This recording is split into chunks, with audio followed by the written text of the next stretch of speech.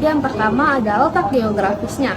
Kerajaan Kalingga diperkirakan berada di pantai utara Jawa Tengah, tepatnya di sekitar Kabupaten Jepara.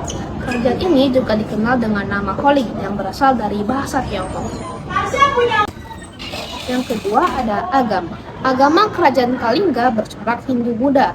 Kerajaan ini merupakan salah satu kerajaan awal di Jawa Tengah yang aktif dalam menyebarkan agama Hindu-Buddha. Yang ketiga ada ekonomi. Pada abad ke-6 Masehi, Kerajaan Kalingga mengembangkan perekonomiannya melalui sektor pertanian dan juga perdagangan. Wilayah pedalaman Kerajaan Kalingga subur dan dijadikan sektor pertanian. Hasil pertaniannya antara lain seperti beras dan juga minuman. Penduduk Kalingga terkenal pintar membuat minuman dari bunga kelapa dan juga bunga aren. Kerajaan Kalingga mencapai masa emasnya pada pemerintahan Ratu Sima pada 674 sampai 695 Masehi. Meskipun kerajaan ini hanya berdiri sekitar 1 abad, tapi perekonomiannya terbilang cukup baik. Berikutnya ada perdagangan. Perdagangan Kerajaan Kalingga berada di pesisir utara Jawa Tengah, sehingga mendukung perkembangan perdagangan maritim. Kerajaan Kalingga banyak didatangi oleh para pedagang asal luar negeri. Komoditas yang diperdagangkan antara lain seperti emas, kulit penyu, perak, gading, dan juga culak badak. Masyarakat Kalingga membangun hubungan yang teratur dengan para pedagang setempat melalui pasar. Yang keempat, ada sosial politik dari Kerajaan Kalingga. Kerajaan Kalingga memiliki kehidupan sosial dan politik yang terorganisir dengan baik, kehidupan sosial yang stabil dan juga teratur, serta sistem pemerintahan yang baik. Kehidupan sosial masyarakat Kalingga berjalan teratur dengan hukum yang ditegakkan secara tegas. Di masa pemerintahan Ratu Sima, kehidupan sosial Kerajaan Kalingga tergolong tentram. Masyarakat patuh terhadap aturan, karena apabila melanggar akan dikenakan sanksi yang setimpal. Yang kedua ada kehidupan politik. Kerajaan Kalingga pernah membawahi 28 kerajaan kecil yang diberi kebebasan dalam mengatur pemerintahannya sendiri. Kerajaan tersebut harus tunduk pada peraturan kerajaan, menyerahkan upeti tahunan, dan mengakui sebagai bawahan Kerajaan Kalingga. Selain itu, ratu yang terkenal adil dan bijaksana adalah Ratu Sima. Ratu Sima memerintah dengan sangat keras, tegas, tetapi juga adil, sehingga rakyatnya hidup dengan aman, tertib, dan juga teratur. Yang berikutnya ada masyarakat. Masyarakat Kerajaan Kalingga memiliki kehidupan sosial, ekonomi, dan budaya yang sangat beragam. Nah, tadi kan udah dijelasin nih sama Kalista, mulai dari letak geografisnya, agama, ekonomi, kebudayaan, sosial masyarakat, sampai ke politik dari Kerajaan Kalingga. Sekarang aku bakal ngejelasin dari masa kejayaan sampai keruntuhannya Kerajaan Kalingga.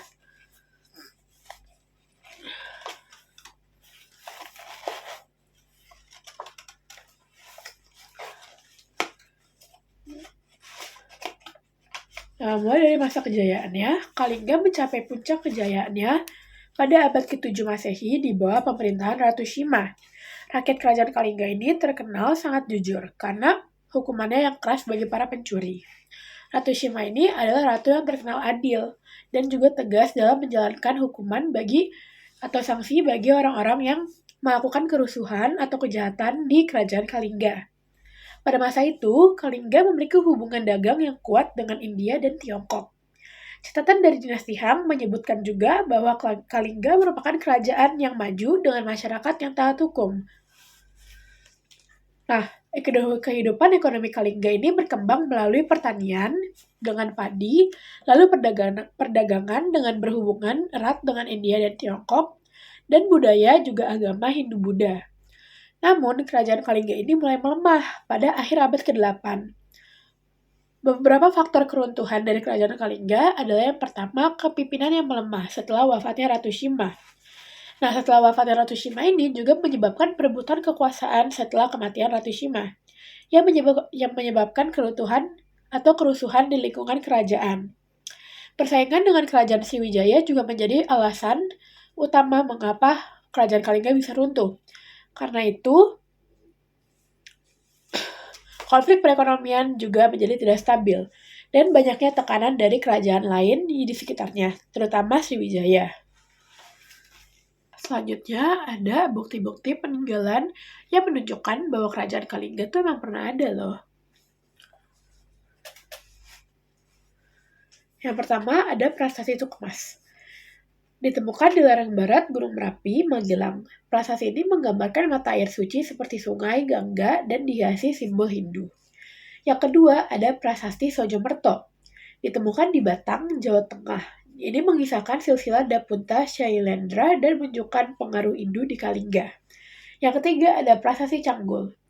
Mencatat pembangunan Kalingga oleh Raja Sanjaya, menandakan pengaruh Hindu dan kekuasaannya. Lalu ada prasasti Upit. Prasasti Upit di Ngawen, Klaten, Jawa Tengah, mengisahkan kehidupan desa Upit serta hubungan desa-desa di bawah kerajaan Kalingga. Lalu ada Arca Batara Guru di puncak Gunung Muria menunjukkan pengaruh kuat Hindu di kerajaan Kalingga. Ini juga menandakan gunung ini sebagai pusat spiritual penting. Yang keenam ada Arca Togok di puncak Singalungkur Gunung Maria, mencerminkan pengaruh budaya wayang di kerajaan Kalingga, serta nilai kebijaksanaan dan moralitas. Lalu ada Arca Wisnu. Arca Wisnu ditemukan juga di Gunung Muria, dengan 4 tangan yang memegang tribut Hindu. Ini merupakan bukti pengaruh Hindu di kerajaan Kalingga. Selanjutnya ada Arca Narada di puncak Sungai Lungkur, Gunung Muria. Ia mencerminkan penghormatan kerajaan Kalingga terhadap kearifan spiritual dan keterkaitannya dengan mitologi Hindu. Lalu ada Arca Ganesha. Berwujud dewa berkepala gajah dan bertubuh manusia, Ganesha dalam mitologi Hindu dipuja sebagai dewa pengetahuan, kebijaksanaan, dan penghalau rintangan. Lalu di sini ada candi dan lingga. Yang pertama ada Lingga Yoni. Lingga Yoni, simbol keseimbangan Hindu, ditemukan di berbagai situs kerajaan Kalingga, mencerminkan kekayaan budaya dan spiritual masyarakatnya. Lalu ada Candi Bubrah. Candi Bubrah di Prambanan, Klaten, bercorak Buddha dan menjadi bukti kerajaan Kalingga. Namanya berarti rusak karena ditemukan dalam kondisi yang runtuh. Lalu yang terakhir ada Candi Angin. Candi Angin ini berada di puncak Gunung Muria, Jepara, dikenal karena lokasinya yang tinggi dengan angin kencang. Diperkirakan lebih tua dari Borobudur. Candi ini diyakini sebagai tempat pemujaan Dewa Payu. Nah, yang terakhir adalah kesimpulan dari materi yang sudah aku dan Kalista jelaskan tadi. Nih, kerajaan Kalingga adalah kerajaan Hindu-Buddha di Jawa Tengah yang bercorak, terorganisir, mapan, dan stabil. Kerajaan ini dianggap sebagai cikal bakal kerajaan-kerajaan besar di Jawa. Kerajaan Kalingga memiliki sistem pemerintahan yang terorganisir dengan baik, memiliki struktur sosial yang mapan, kehidupan sosial yang stabil dan teratur. Kerajaan Kalingga mulai mengalami kemunduran setelah wafatnya Ratu Shima pada tahun 695 Masehi. Kepemimpinan yang semakin lemah dan persaingan dagang dengan kerajaan Sriwijaya menjadi faktor utama keruntuhan kerajaan ini. Dan di sini disebutkan anggota-anggota kelompok dari kelompok kami, yaitu kerajaan Kalingga.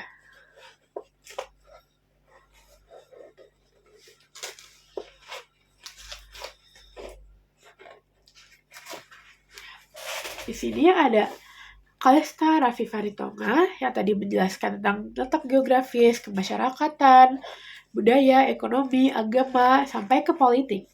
Lalu ada Marsha Meli Manila Benan, yaitu saya yang menjelaskan materi tentang masa kejayaan, keruntuhan, bukti peninggalan, dan juga kesimpulan. Lalu ada Muhammad Nazar yang mengedit video ini dan mencari materi-materi untuk kami tambahkan dalam pop-up ini. Terima kasih.